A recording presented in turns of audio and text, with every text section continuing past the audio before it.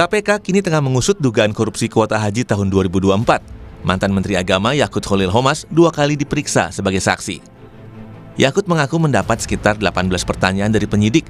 Saat ditanya soal dugaan fee dari pembagian kuota haji, Yakut meminta hal itu ditanyakan ke penyidik KPK. Memperdalam keterangan yang saya sampaikan di pemeriksaan sebelumnya, di penyelidikan. Jadi ada pendalaman. Ada berapa pertanyaan di dalam? Insya Allah kalau saya nggak salah ada 18. Ya, materi sampaikan tanya soal pembagian kotanya. Ya, tentu terkait dengan persoalan yang sedang Gus, soal aliran dugaan fee terkait pembagian kota itu gimana, Gus? tanyakan ke penyidik. Dirjen Penyelenggaraan Haji dan Umroh Kementerian Agama Hilman Latif juga diperiksa KPK sebagai saksi. Usai pemeriksaan, Hilman memaparkan kepada penyidik tentang aturan yang melandasi proses penyelenggaraan haji, termasuk pembagian kuota haji tambahan. Pendalaman regulasi yang ada dalam proses haji. Terus ditanya itu untuk soal penentuan kuota itu atas ide siapa gitu? Biar kita pendalaman regulasi. Bahkan salah satu pendakwah yang juga pemilik Uhud Tour, Khalid Basalamah, juga dipanggil penyidik sebagai saksi atas dugaan korupsi kuota haji 2024 di Kementerian Agama. Sementara Deputi Penindakan dan Eksekusi KPK, Asep Guntur Rahayu bilang, ada dugaan aliran dana praktik jual beli kuota haji mengalir hingga pejabat level tertinggi. Ini mengalir uangnya sampai ke pucuk. Namanya pucuk ini kalau di direktorat ya ujungnya kan direktur gitu ya. Kalau di kedeputian ujungnya ya deputi gitu. Terus begitu kan. Nah, gitu seperti itu. Ya. Kalau di kementerian ya ujungnya ya menteri. Kalau kementerian kan begitu. Menanggapi dugaan korupsi kuota haji ini, juru bicara Yakut Khalil Qomas, Ana Hasbi, dilansir dari Kompas ID bilang, kalau begitu kami berharap informasi yang disampaikan ke publik agar utuh dan seterang cahaya, demi menghindari prasangka, serta menjunjung tinggi asas praduga tak bersalah. Dan kini, pemerintah resmi membentuk Kementerian Haji dan Umroh di bawah pimpinan Irfan Yusuf dan Dhanil Anzar Simanjuntak. Menteri Haji dan Umroh, Gus Irfan menyampaikan, Presiden meminta agar kementerian baru ini memberikan pelayanan terbaik untuk haji termasuk biaya turun. Beliau menyampaikan apapun yang perlu lakukan untuk memberikan pelayanan terbaik pada jamaah haji kita.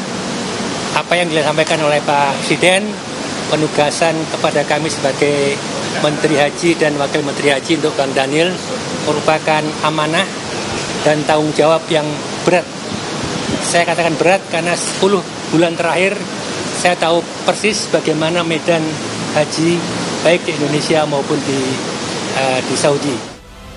Munculnya kasus dugaan korupsi kuota haji menjadi pekerjaan berat bagi Kementerian Haji dan Umroh yang baru ini untuk diantisipasi agar tidak terjadi kasus yang sama di kemudian hari. Apalagi semua ini menyangkut ibadah bagi umat muslim di Indonesia. Tim Liputan Kompas TV.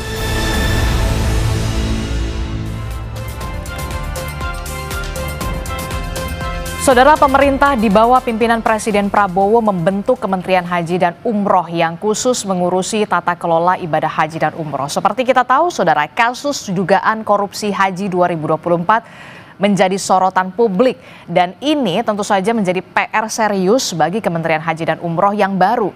Lalu pertanyaannya, bagaimana perbaikan layanan haji yang akan dilakukan Kementerian Haji dan Umroh? Pagi ini kita bahas dengan Wakil Menteri Haji dan Umroh, Bung Dhanil Anzar Simanjuntak. Selamat pagi. Assalamualaikum Bung Dhanil. Selamat pagi Mbak Adisti. Waalaikumsalam warahmatullahi wabarakatuh. Hari ini tetap berkereta menuju ke studio Orange Kompas TV. Karena dekat dari Jurang Mangu ke sini hanya 15 menit. Oke, Masya Allah ya. Langsung kan. Pakai kereta, no macet-macet lah ya. No macet-macet. Naik transportasi publik. Nah, ini kan Bung Dhanil kita tahu sebelumnya juru bicara dari Pak Prabowo sebelumnya dan diberikan amanah baru begitu ya menjadi wakil menteri di Kementerian Haji dan Umroh.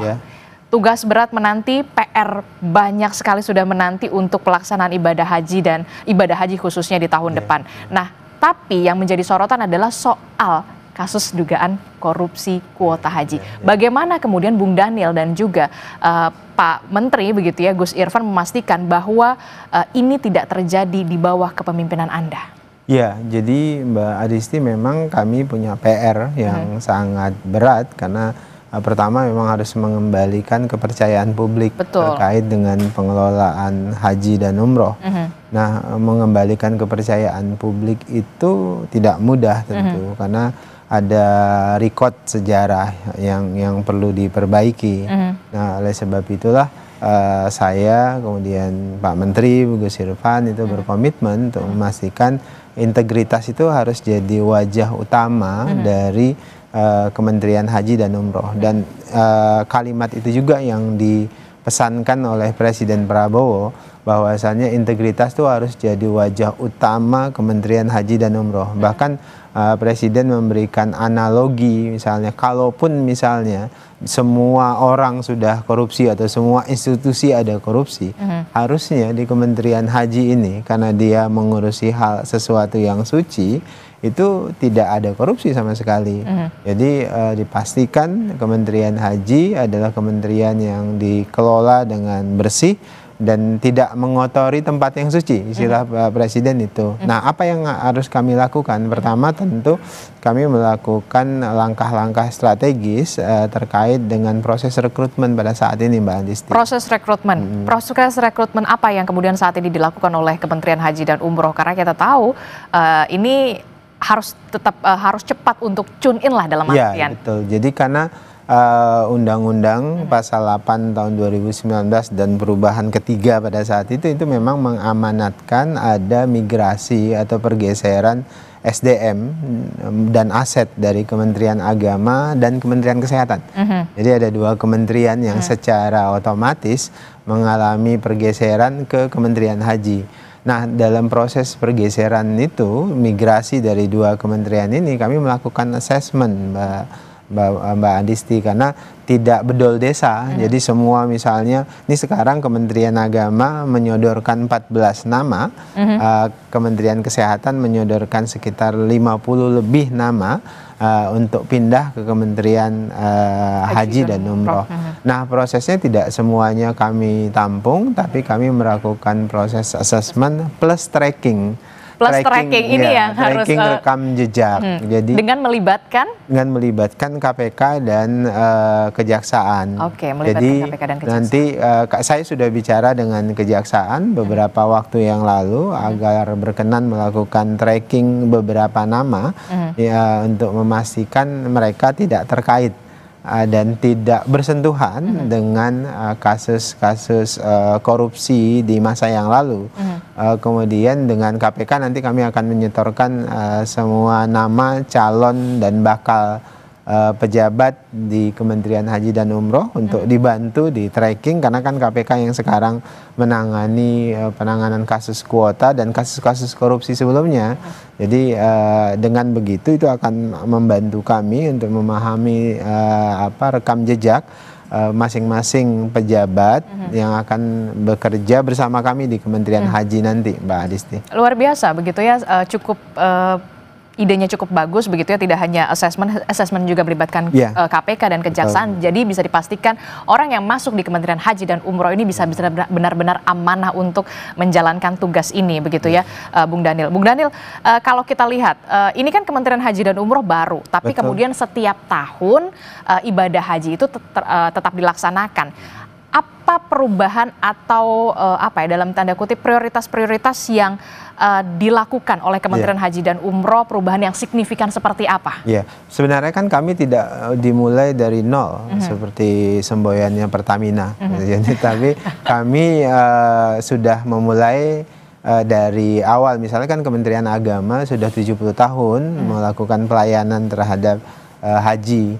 Dan kami punya momentum sebenarnya, Mbak, ketika Kementerian Haji itu dibentuk oleh Presiden melalui Badan Penyelenggara Haji yang saya dan Gus Irfan juga di situ. Nah, dalam proses persiapan itu kami punya waktu untuk mempelajari, mengawasi secara langsung proses persiapan haji tahun yang lalu 2005 ini. Nah, di proses-proses itu kami memang menemukan banyak problem atau sebutlah lubang-lubang yang menyebabkan permasalahan haji atau penyelenggaraan haji itu semeraut, atau ada manipulasi, ada praktek rente di situ, ada praktek saya bahkan sering menyebutkan ada fakta kartel perhajian di situ yang kemudian kalau perintah presiden ya harus kalian sapu, harus kalian babat, dan harus keras terkait dengan praktek-praktek kartel haji tersebut. Nah, hampir di semua proses persiapan kegiatan perhajian itu pasti ada lubang-lubang yang berpotensi terjadi manipulasi, ada praktek rente dalam setiap prosesnya. Salah satunya? Misalnya data. Ya, data kita itu masih dalam tanda kutip semeraut. Itu yang kemudian bisa dipermainkan oleh kelompok-kelompok, oknum-oknum mulai dari di daerah, provinsi sampai dengan pusat. Misalnya Mbak, saya kasih contoh. Ada satu jamaah kemudian suami istri misalnya, suaminya meninggal. Artinya kan harus ada pengganti. Nah, oleh beberapa oknum itu diganti oleh orang lain dengan seolah-olah si suaminya ini mahromnya si perempuan ini. Padahal ini bukan mahromnya. Nah, praktek pemalsuan mahrom itu banyak dilakukan di beberapa kesempatan, dan temuan-temuan kita itu signifikan. Nah, ketika ada praktek pergantian mahrom, pemalsuan mahrom itu ada nilai di situ, ada rente di situ. Anda bayangkan Mbak, ini mau naik haji ini tapi berbohong. Tapi berbohong. Makanya saya beberapa kali ini nanti berharap dari MUI untuk ada fatwa yang keras dan tegas bahwasannya naik haji itu harus dengan cara yang baik. Harus cara yang hasanah, karena ini ibadah yang suci, ibadah yang hasanah. Kalau cara untuk berangkat ke sana tidak hasanah, tidak baik, berarti hajinya itu tidak baik atau bukan haji yang makbul, bahkan apalagi mabrur. Ini pasti haji yang keliru, yang salah lah. Gitu. Termasuk juga soal dugaan kuota itu tadi. Karena kita tahu waktu tunggu untuk mau ibadah haji di Indonesia itu lama banget. Lama memang. Bung Daniel. Jadi tadi ya itu baru dari sisi data loh Mbak. Belum kita bicara catering yang kebocorannya luar biasa, bisa 20-30%. Belum bicara akomodasi tenda, belum lagi hotel, belum lagi penerbangan.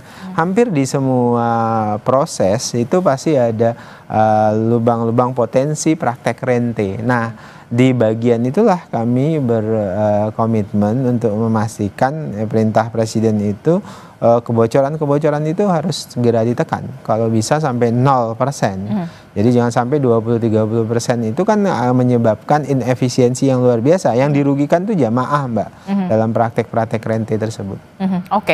Ya itu tadi tugas Bung Daniel dan juga Pak Menteri begitu ya, Gus Irfan cukup berat begitu ya. Bahkan sebelum untuk ke ibadahnya saja sudah harus dibersihkan begitu untuk kebocoran-kebocoran itu.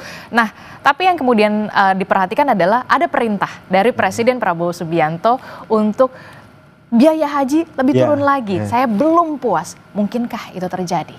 Jadi itu komitmen politik presiden dan perintah itu sangat memungkinkan. Jadi sangat rasional ketika presiden meminta agar BPIH atau biaya penyelenggaraan ibadah haji atau terutama dalam bahasa awam itu ongkos naik haji itu ditekan. Itu sangat memungkinkan Mbak secara politik dan secara ekonomi juga sangat memungkinkan. Kenapa begitu? Pertama, Presiden melihat potensi kebocoran yang sangat tinggi. Tadi saya sebutkan 20 sampai dengan 30 kebocoran. Jadi kalau kemudian kita bisa menekan kebocoran-kebocoran itu, maka kita bisa merasionalisasikan biaya atau ongkos naik haji. Paling tiga berapa persen turun? Nah, kalau kemudian kebocorannya bisa kita tekan sampai dengan 0%, maka kita akan bisa signifikan menurunkan. Tapi dari sisi ekonomi kan memang orang kok banyak yang bilang nggak rasional kalau kemudian ongkos haji diturunkan karena dolarnya justru naik. Kalau tahun lalu tuh standarnya 16.000 per $1. Nah, tahun ini kan 16.500. Jadi asumsinya pasti naik. Ongkos semuanya pasti naik. Nah, tapi dari sisi hitung-hitungan finansial memang terkesan tidak rasional. Tapi yang dilihat oleh Presiden dan yang juga kami lihat itu adalah bagaimana inefisiensi pembiayaan haji itu bisa dipotong. Inefisiensi itu disebabkan oleh kenapa? Oleh kebocoran. Jadi kalau kebocoran 20-30% ini bisa kita tekan, minimal kita juga bisa menekan biaya ongkos haji itu. Oke. Nah, itu yang kami lakukan hari ini. Oke, menarik soal rekrutmen, kemudian menekan kebocoran-kebocoran, termasuk juga apa yang lain, prioritas lain yang kemudian saat ini tengah dilakukan oleh Kementerian Haji dan Umroh juga untuk memastikan korupsi kuota haji tidak lagi terjadi di tahun depan. Itu tadi Mbak, kami memastikan orang yang di dalam Kementerian Haji itu punya integritas dan kami mendesain proses pengendalian. Sekarang ini nanti di Kementerian Haji itu ada namanya Direktorat Jenderal Pengendalian Pelayanan Haji dan sebagian besar isinya itu teman-teman kita yang dulu di KPK yang sempat nggak lulus TWK, kemudian saya ajak bareng-bareng di Kementerian Haji dan ada Irjen, ada proses pengawasan lainnya. Nah, kami akan fokus di situ. Selain itu memang komitmen Menteri dan Wakil Menteri itu penting.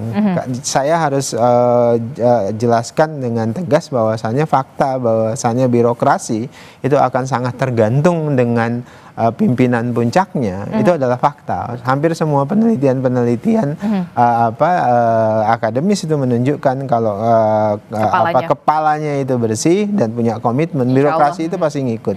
Jadi kami sudah pastikan dengan Gus Irfan tidak ada tekanan ke mereka harus nyetor misalnya ke pimpinan, karena fakta itu selalu ada kan. Dan kita tidak akan kasih target macam-macam. Target yang kita kasihkan kita berikan kepada birokrasi, pastikan semua proses itu clear, bersih dari praktek rente, dari praktek korupsi, manipulasi dan sebagainya.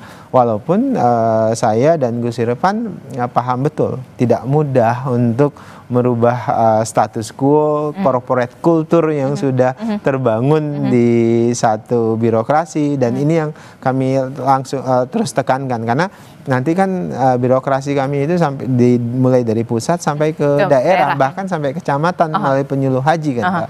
Nah, untuk mengontrol itu tentu membutuhkan sistem dan komitmen.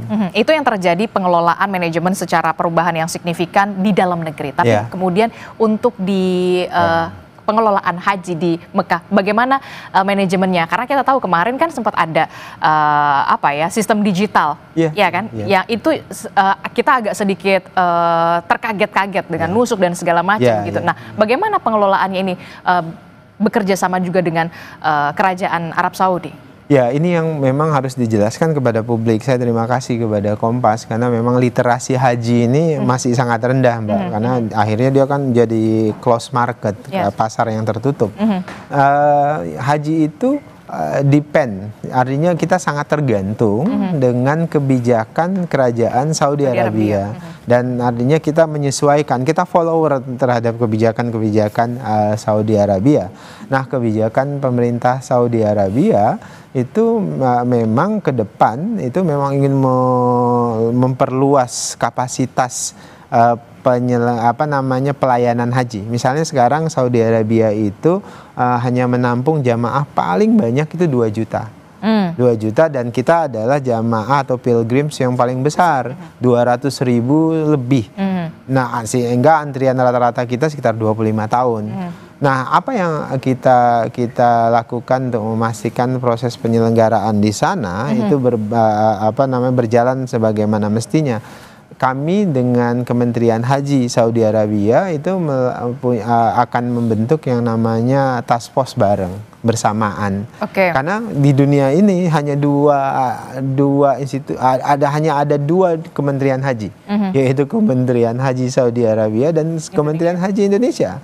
Artinya ini abang adik lah kalau kata anak Medan. Gitu. Jadi kami ingin proses persiapan keberangkatan dan penyelenggaraan di sana, penyelenggaraan ibadah, Kementerian Saudi Arabia, Kementerian Haji dan Umrohnya itu bersamaan, dan kami bikin transpos. Jadi hampir semua proses kami bicara dengan Kementerian Haji Saudi Arabia. Kami berdiskusi. Jadi kami meminta asistensi secara terus-menerus. Syukur-syukur kita dapat privilege karena memang kita jamaah terbesar, dan kemudian paling secara banyak. Politik juga kita punya hubungan yang sangat baik dengan Saudi Arabia. Kira-kira gitu. Kita berharap tentu saja penyelenggaraan ibadah haji dan umroh di bawah Kementerian Haji dan Umroh sekarang ini bisa lebih fokus, lebih lancar begitu ya, semuanya bisa berjalan dengan baik dan lebih baik lagi pastinya. Terima kasih Wakil Menteri Kementerian Haji dan Umroh Bung Daniel Anzar Simanjuntak sudah mampir ke studio Orange Kompas TV. Sehat selalu. Sama-sama Mbak Andisti, sehat juga. Ya, saudara, informasi penting dan juga menarik lainnya masih akan kami hadirkan.